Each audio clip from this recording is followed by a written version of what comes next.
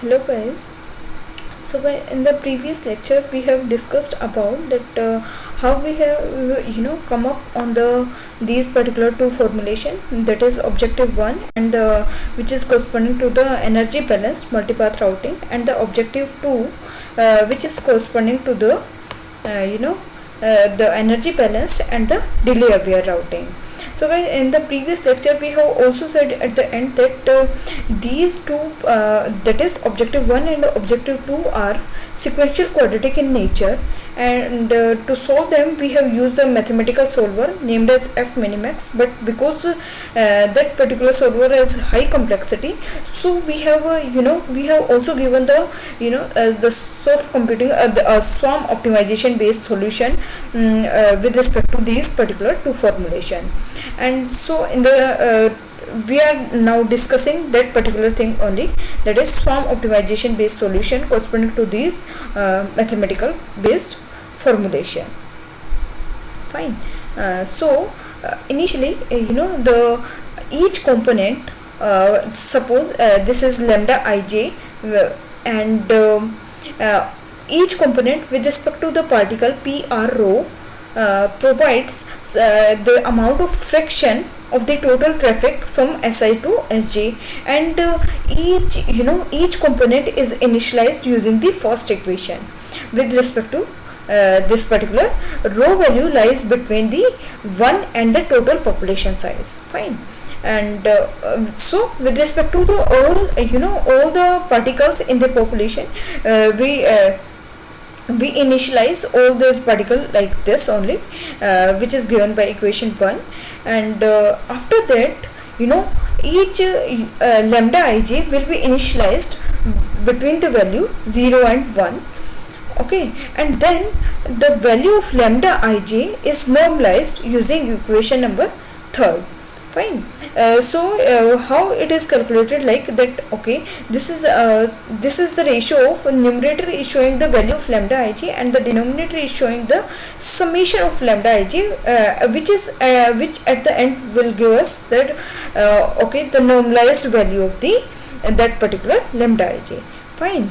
And corresponding to each particle, traffic distribution from Si to Sj should ensure that the lambda ij over all the parent node should be equals to 1, which we have discussed in detail already in the first lecture. And after that, updation in the velocity and the position. Here position is represented using that particular traffic distribution. So the traffic distribution is defined in terms of position, or we can say the position is defined in terms of traffic distribution, and the changes are done accordingly.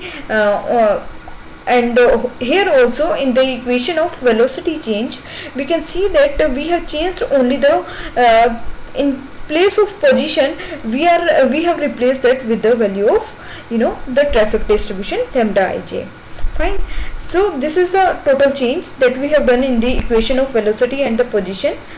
And after that, the input corresponding to this particular the particle swarm optimization algorithm are the set of sensor nodes, adjacency matrix, which is like n cross n matrix, and this adjacency matrix will have the value 1 when a particular node lies in the parent set of a particular node.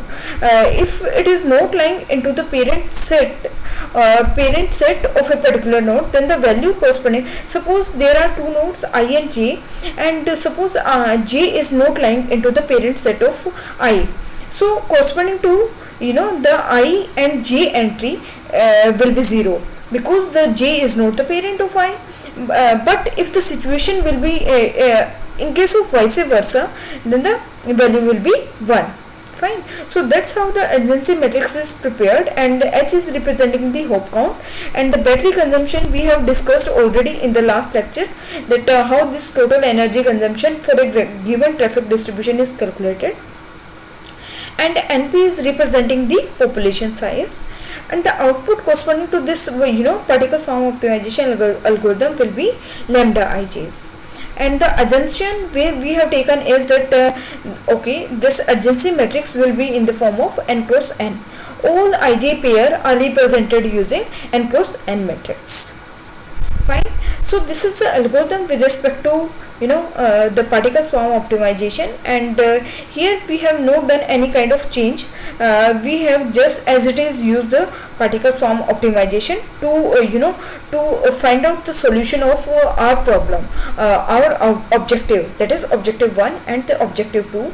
And the here the fitness function is basically the value, the fitness function in case of particle swarm optimization is defined in terms of, that is, firstly we have considered the objective 1 for the to find out the is considered objective 1, and the objective 2 are considered as the fitness function basically. So, and we have also tried to find out the complexity of this algorithm, and what we have found is the complexity of this algorithm is found to be theta of maximum number of iteration multiplied by population size, and then further multiplied by 5 times the number of edges plus 2 times the number of nodes into the network. So this particle swarm optimization will give us at the end the value of lambda ij, which is given in equation which is given in step number 24. Fine. And yes, after that guys, we have, as I have discussed earlier, that multipath routing comes with the issue of delay parameter.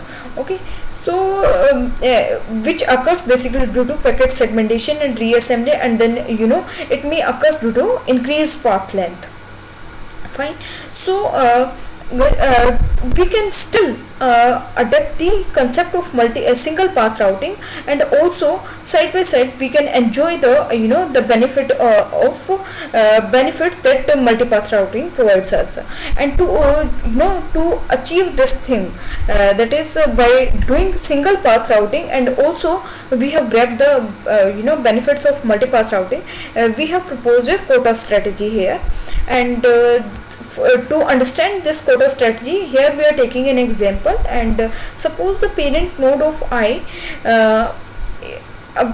containing the nodes 1 2 3 4 s1 s2 s3 s4, and the incoming load on the ith node is 10. Fine. And here this lambda ij, lambda I, suppose these fraction are having the value 0.2, 4, 3 and 0.2, 0.4, 0.3, 0.1. So the respective quota with respect to this traffic distribution lambda I and the incoming load LD I is given as like 2, 4, 3, 1, simple mathematics. Fine. And then suppose in case of first round, when the round value is 0, here CAL is representing the currently assigned load. Fine. And BPR is representing the bearing capacity for the next round. So the bearing capacity is are assigned in the form of quota. Okay, we have taken the quota value as the bearing capacity, and the currently assigned load is 0 at the round 0 value. Fine.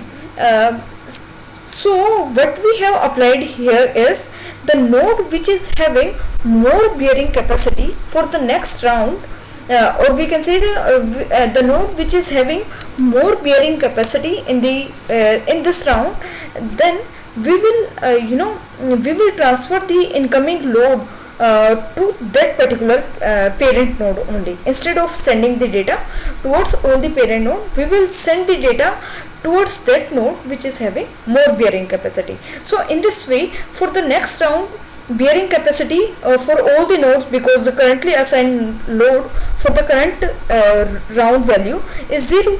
So the bearing capacity, as these nodes will not consume any kind of energy to transmit the data, so the bearing capacity for the next round will be double of the previous round. So and bearing capacity for the when bearing capacity was initially 2, it will become 4. So the bearing capacity when it was initially 4, then now it will become 8.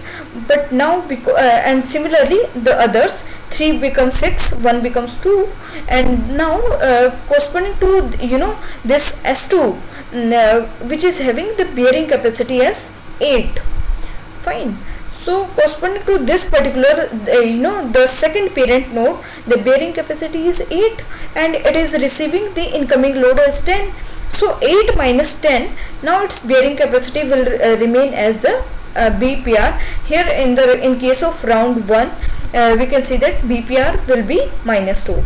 That's how and for others it will remain unchanged.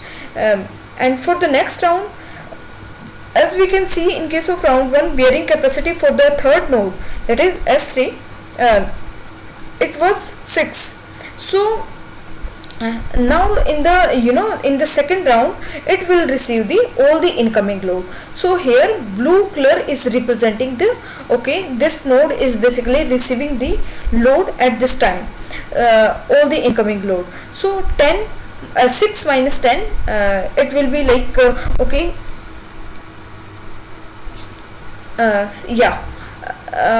it's 6 plus 3, its bearing capacity will be like 6. It was in the round 1, so in the next round its bearing capacity will be 6 plus 3, because 3 was the quota value corresponding to the S3 node. So 6 plus 3 is equals to 9, and 9 minus 10 is equals to minus 1. So that's how this value is updated. And similarly, we can see that for the changes corresponding to the round 3, round 9, and after that, in case of round 10, we will see that now the bearing capacity has become the same as round 0, and now in this way the whole process will be working on. And that's how we have achieved this particular concept of single path routing, and still we have grabbed the the benefits of multipath routing.